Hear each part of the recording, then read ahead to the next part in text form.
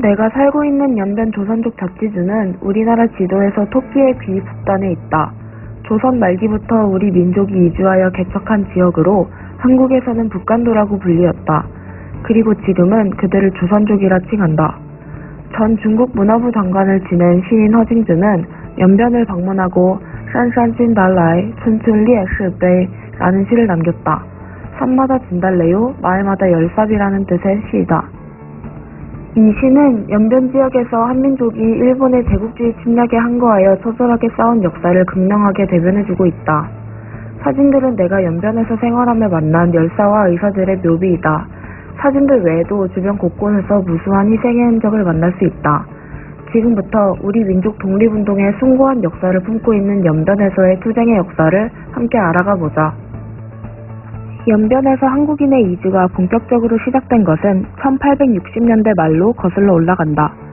1869년 기사년 흉년으로 비롯된 자연재해와 조선 정부의 삼정문란으로 삶의 터전을 잃은 북부 한국인들이 두만강을 건너 연변 지역으로 이주하였다. 청의 봉금 정책과 조선의 국금 정책을 아랑곳하지 않고 목숨을 건 이주였다.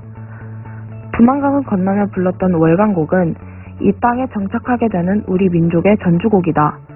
얼마나 많은 사람들이 이 노래를 부르면서 탄식했을까? 또 죽음을 무릅쓰고 강을 건넜을까? 그리고 두 번째 이주는 일제강점기 하에 일어났다. 1910년 8월, 일본이 대한제국을 무력으로 강점하면서 토지를 잃은 농민들이 연변 지역으로 이주하였다. 여기에 나라를 찾고자 하였던 독립운동가들이 한국인의 이주 대열에 가세하였다. 김학연, 이상설, 나철, 최명록의 삼형제, 구춘선, 이동춘, 리동희 등 독립운동가들이 연변 지역 한인사회를 기반으로 독립운동 기지와 독립군 양성에 앞장섰다. 바로 이들이다. 연변 조선족 자치주 연변 박물관에 방문했을 때 조선족 혁명투쟁사 전시실에서 찍은 사진이다. 연변 지역에서 활동한 항일 독립운동가들의 사진으로 우리가 잘 알고 있는 모습들이 보인다. 사실 이곳에 거주하던 우리 민족이 조선족으로 불리며 중국 국적을 가지게 된 것은 대한 독립 후 9년여 뒤의 일이라 조선족 혁명투쟁사라는 말은 잘못된 표현이지만 이 문제에 대해서는 다음에 이야기할까 한다. 이제 사진 속 독립의 주역들이 연변 지역에서 활동한 발자취를 따라가 보자. 연변 지도에 항일 독립운동의 발자취를 하나둘 표시하다 보니 지도가 보이지 않을 만큼 빼곡하게 가득 차버렸다. 그래서 기억이 희미해지기 전에 정리해보고자 내가 가본 시간순으로 최근에 방문한 곳을 제외하고 조금 정리를 하니 지금의 지도로 추려졌다. 용정, 화룡, 도문, 왕청, 훈춘 등 곳곳에 빼곡한 발자취들. 이 흔적이 우리 민족의 독립과 자유로운 미래를 밝힌 수많은 등불 중 일부일 뿐임을 생각하면 마음이 숙연해진다. 이번에 씻지 못한 등들의 발자취는 다음 영상에서 꼭 만들 것을 다짐해본다. 먼저 민족정신의 용광로 용정촌, 명동촌에서부터 시작된 민족교육을 소개해보겠다.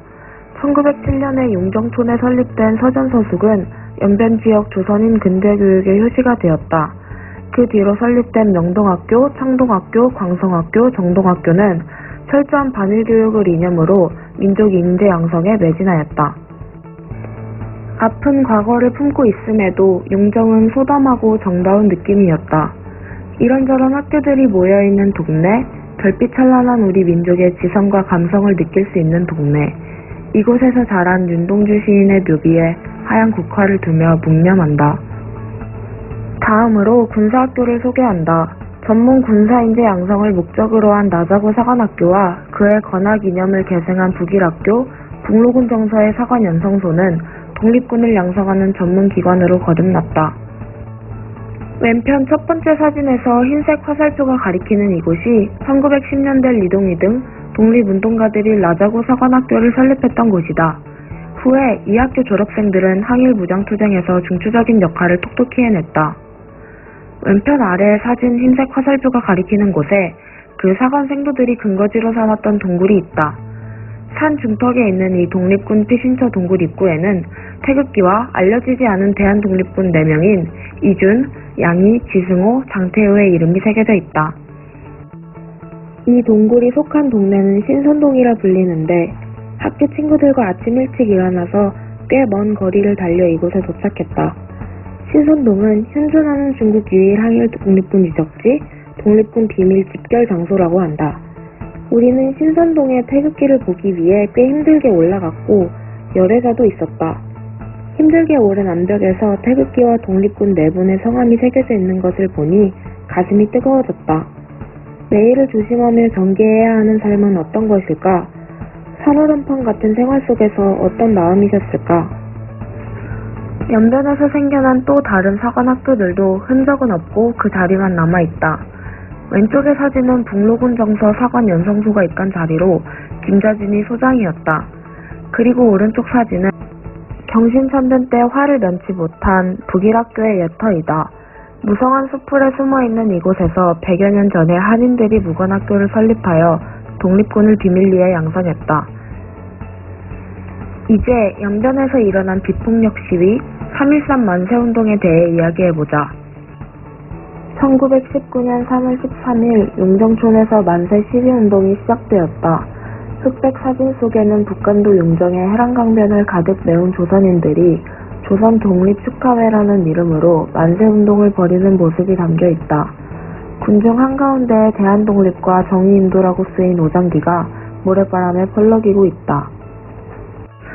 그리고 이날은 명동촌의 운명이 결정되던 날이기도 했다. 용정촌 서전대야에 8천여 명의 간도 주민이 가슴마다 태극기를 품고 운집했다. 이듬해 1월 명동학교 출신들이 독립군 무기 조달을 위해 조선은행 자금을 강탈한 15만원 사건까지 벌어지면서 일제의 탄압은 한층 거세진다. 3.13 만세운동의 결과로 연변 지역에 대한국민회, 북로군 정서, 북로독군부, 대한신민단, 한민회, 야단 등 20여 개에 달하는 무장 독립군단이 설립되었다. 무장 독립군은 두만강을 건너 일본의 식민 통치를 타격하는 국내 진공작전을 감행하였다. 그들의 투쟁으로 연변에 새겨진 흔적, 항일투쟁, 두 개의 큰 전투에 대해 이야기해보자. 1920년 6월 독립전쟁의 제2대전으로 불리는 봉오동 전투가 있었다. 한참을 올라간 산에서 내려다본 모습은 장관이었다. 고래량의 험준한 산줄기가 사방을 병풍처럼 둘러싸고 장장 수십 리를 뻗은 계곡지대, 당시의 치열한 투쟁을 상상해본다. 그리고 일본군은 한국 독립군을 소탕할 목적으로 중국 마적을 사주하여 훈춘 사건을 획책, 정규군 2만 5천여 명을 연변 지역에 투입했다. 1920년 10월 21일부터 시작된 청산리 대첩에서 독립군은 26일 새벽까지 화룡현, 청산리, 어랑촌 등 지역에서 일본군과 10여 회의 전투를 벌인 끝에 한국 독립운동사에 빛나는 금자탑으로 칭송되는 청산리 전역의 승리를 거두었다. 빛바랜 사진 속 일본군들이 철수하며 걸었던 그 길을 우리도 당시를 생각하며 걸어보았다. 이렇듯 일제의 침략에 항거하여 전개된 한민족의 독립운동은 1차적으로는 일제로부터의 해방이 목적이었지만 궁극적으로는 인류의 자유와 평등을 위하여 투쟁한 역사일 것이다. 나라를 위해 목숨을 바친 우리 민족의 모습은 이후에도 위기가 있을 때마다 민주화운동, 노동운동, 인권운동으로 나타났던 것 같다. 그리고 그러한 정신은 이제 촛불 집회로 이어지고 있다고 생각한다. 청산리 대첩 중 어랑촌 주민들이 앞치마로 독립 열사들을 위해 주먹밥을 날랐던 것처럼 민주화를 위해 피 흘려 싸우던 학생들을 위해 광주의 시민들은 주먹밥을 만들었다. 위기가 있을 때마다 우리 민족은 하나가 되어 각자 할 수 있는 최선을 다해왔다.